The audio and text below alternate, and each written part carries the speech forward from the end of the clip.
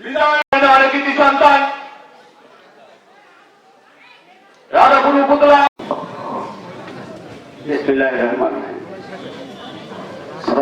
সভাপতি বাংলাদেশ আওয়ামী লীগ মনোনীত জননেত্রী শেখ উপস্থিত উপজেলা জেলা নির্বাচন যার ব্যাখ্যা প্রধানমন্ত্রী দেবেন।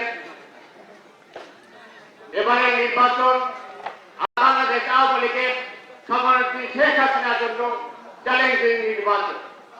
এবারে ইউপি মেম্বারদের আমি বিশেষ দৃষ্টি আকর্ষণ করব।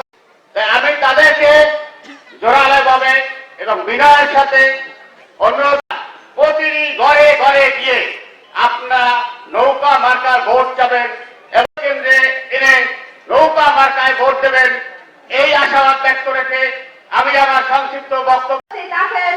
তার পরিবারের সদস্যবৃন্দ উপস্থিত, জেলা আওয়ামী লীগ, ছাত্রলীগ এবং আমার মা ও বোনেরা, সকলকে আমার 2 নং শুক্তাগার ইউনিয়ন পরিষদের পক্ষ থেকে শুভেচ্ছা।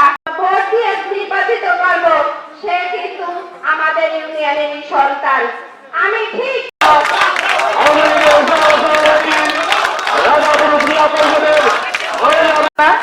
সবাইকে আবারও সালাম।